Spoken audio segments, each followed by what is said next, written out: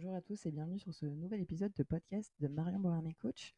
Aujourd'hui, on se retrouve toujours sur cette semaine, ces semaines spéciales accompagnement suivi objectif. Je refais un point vite fait. La première semaine, on a parlé des gratitudes, on a développé les gratitudes. Vous pouvez retrouver ça sur tous mes réseaux, sur Instagram, LinkedIn, Facebook ou également YouTube où j'ai ma chaîne Marion Boramé Coach. La deuxième semaine, on a abordé la thématique de savoir qui on était et qui on souhaitait être. Et la semaine dernière, nous avons eu la thématique sur apprendre à s'aimer. S'aimer, est-ce que c'est possible? Comment le faire? Et surtout, est-ce que c'est nécessaire finalement pour atteindre des objectifs? Et pour ceux qui me suivent, donc hier, vous avez eu la vidéo sur mes réseaux, la vidéo qui parlait comment parvenir à définir ses objectifs de façon claire et précise sans être atteint par ses pensées limitantes et atteint par ses peurs. Donc c'était une vidéo, n'hésitez pas si vous ne l'avez pas suivie, d'aller la voir sur les réseaux, du coup, tout simplement, sur YouTube. Ça sera avec plaisir et vous verrez, j'ai mis en place 2 exercices pour parvenir à ne pas être, grillé dans ses objectifs par ses peurs et ses pensées limitantes. Donc n'hésitez pas à aller voir cette vidéo. Et aujourd'hui, toujours sur la thématique de définir ou de redéfinir ses objectifs, je voulais qu'on parle de faire la liste de ses envies et les numéroter. J'ai parlé de cet exercice un peu hier, et c'est un exercice souvent qu'on fait, mais pour une raison de non-envie, pour une raison j'utilise un terme très Marion, mais de feignasserie, pour une raison de manque de temps. Ça, c'est une bonne excuse en général. On finit par faire une liste très concise. Et même si la liste, à la limite, est un peu, quand on la développe bien, et ce qui se retrouve à la fin, c'est que, au final, on s'arrête vite, en fait. Je souhaite, je veux, ça, on sait faire. On sait tous faire. D'ailleurs, c'est un jeu qu'on aime bien faire entre potes quand je sais quand il y a des vendredis où il y a l'euro million, je sais plus, alors, je m'y connais pas en euro million, en loto, je suis pas une grande star, mais quand il y a des grosses sommes à gagner, qu'on se voit entre potes, tu as souvent la fameuse question de, et toi tu ferais quoi si tu gagnais 13 millions? Et là, c'est le festival. Moi, les gens sont rarement d'accord avec moi, mais je m'en fous, hein. Sincèrement, si je gagne 13 millions, je fais ce que je veux, ils peuvent penser ce qu'ils veulent. Je n'en tiendrai certainement pas très compte. Mais c'est un jeu qui est pas mal. Et après, il y a toujours quelqu'un un peu rabat-joie qui dit, de toute façon, ça sert à rien de faire ça, on gagnera jamais 13 millions.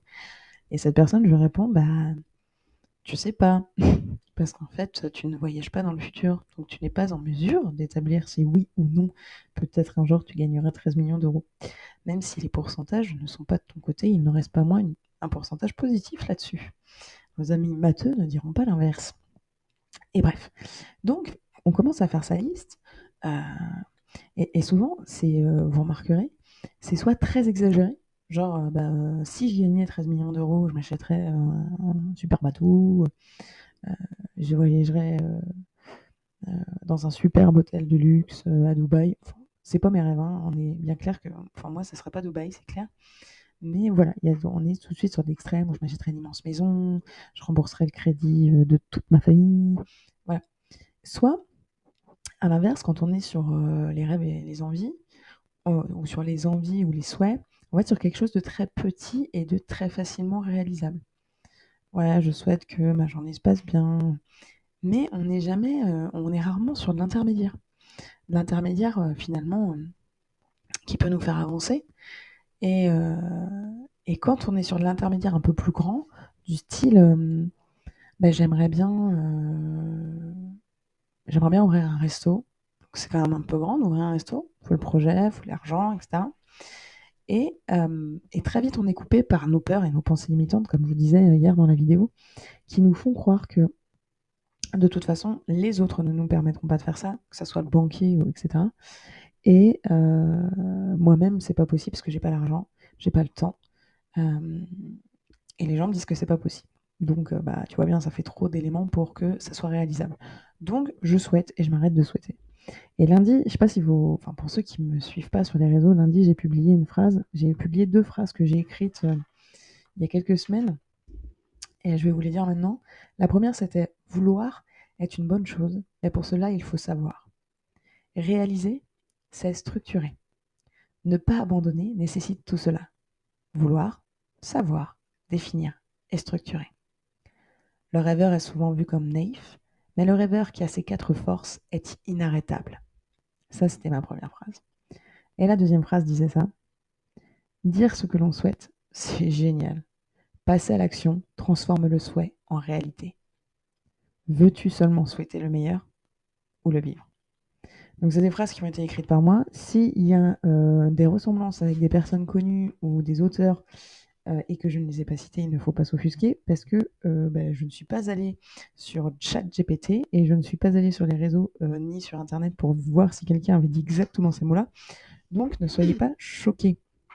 Et si j'ai été inspirée inconsciemment par quelqu'un, je ne suis pas capable de le citer parce que je vois pas qui c'est, mais je rends à César ce qui appartient à César. En tout cas, c'est les 2 phrases que j'avais citées lundi et qui permettent justement de comprendre que souhaiter, c'est génial et c'est le premier pas. Le rêveur est quelqu'un qui peut construire beaucoup, beaucoup plus haut que celui qui s'empêche même de rêver, mais qu'il ne faut pas s'arrêter à ses rêves, qu'il faut savoir ouvrir les yeux et une fois qu'on a son rêve en main, le structurer pour avancer et pour que ça devienne tout simplement une réalité.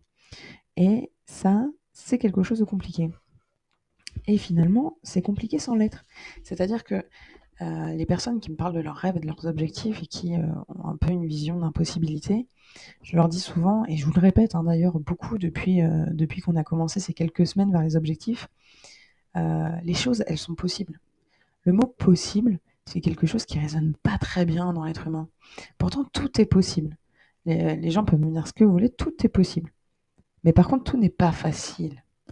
Et vraiment, vraiment, c'est quelque chose d'important, ça. Vraiment, c'est quelque chose d'important. Il y a autre chose pour moi qui me semble important et fondateur pour réussir dans ces objectifs de bien-être, d'être bien avec soi et de faire ce qu'on aime, c'est de faire confiance. Et ça, c'est très très dur.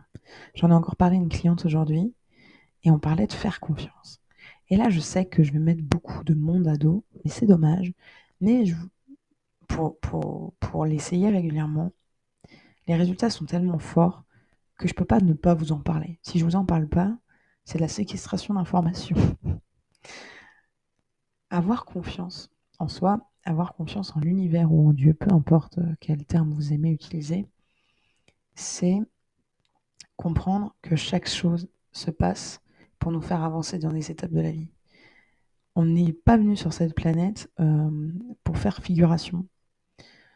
On a des choses à accomplir, on a un peu des étapes. Alors, je comparais ça avec ma cliente parce que c'était une pratique. Elle aime bien ça. Je comparais ça au Candy Crush. On grandit, on évolue, et étape après étape, il y a des moments où c'est plus compliqué. Il y a des moments où ça nous semble plus simple. Et à chaque fois qu'on passe une étape, on gagne en fierté, en courage, en noblesse de choses. Et ça nous rend plus forts et plus courageux.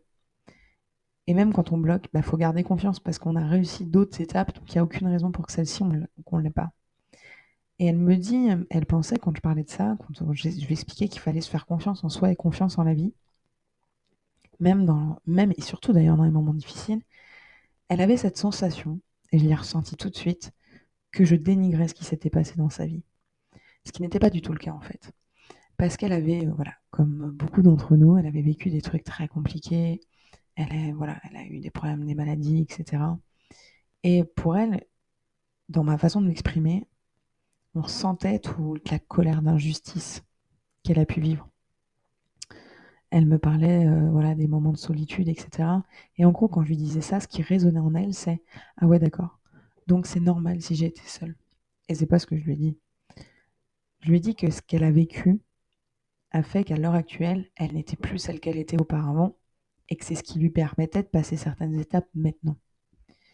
Et avoir confiance en la vie, c'est toujours hyper facile quand tout se passe plutôt pas mal, tu vois. Donc quand la vie t'offre des trucs pas mal. Donc là, on est d'accord, ça résonne bien. Et encore, il y a même des gens dans ces moments-là qui arrivent à dire que la vie est nulle. Et il y a des moments dans notre vie où tout se fracasse un peu, tout se pète un peu la gueule. Ça peut être financièrement, ça peut être la perte d'un être cher, ça peut être des projets qui se déroulent pas comme on l'aurait pensé et qu'on l'aurait espéré. Et c'est à ce moment-là qu'on a deux choix face à nous. Soit le choix d'avoir confiance en nous, en ce qu'on peut réaliser, en l'univers, en Dieu, en tout ce que tu veux, et s'accrocher, ou décider de gueuler, de hurler, de crier l'injustice, et, euh, et de se battre contre soi finalement. Et là, pour avoir fait les deux, pour en avoir parlé avec elle, et finalement avoir fait un point là-dessus, je lui dis, t'as deux choix en fait. Soit tu continues de faire ce que tu fais à l'heure actuelle et qui te rend pas forcément heureuse, soit tu décides d'essayer de faire confiance. Sincèrement, quand t'as rien à perdre, autant essayer de faire confiance, hein. Parce que l'autre, tu sais déjà où il mène, tandis que celui-ci, c'est un nouveau chemin. Donc, pour moi, c'est important que vous compreniez que faire la liste de ses envies, les numéroter, les classer, et puis continuer à écrire, à commencer à prendre un papier, un crayon. Si tu as envie d'ouvrir un resto ou si tu as envie de te mettre au sport, c'est commencer à vraiment dire ce que tu veux toi et pas le chercher sur Internet. Ça, c'est un truc de fou. Là, les gens, des fois, ils sont sur des objectifs. Je veux perdre du poids, ils tapent je veux perdre du poids sur Internet. Mais je veux perdre du poids, mais tu veux perdre du poids comment? Tu veux quoi comme résultat? C'est ça qui est important finalement. Si tu veux un résultat, faut peut-être que tu détermines déjà ce que tu veux vraiment comme résultat.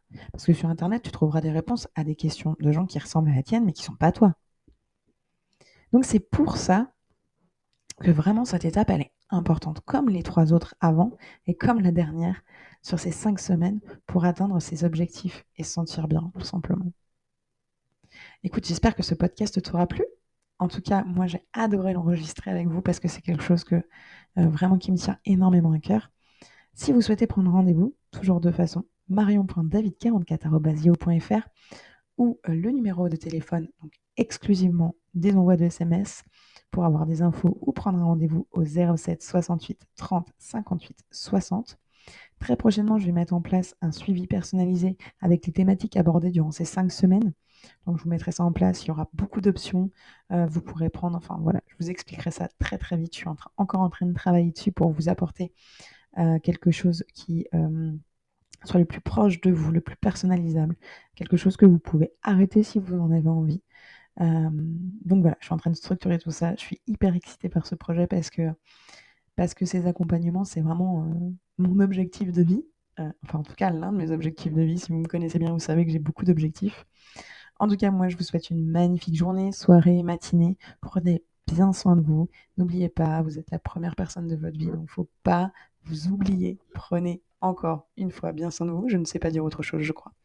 Allez, à très vite. Ciao.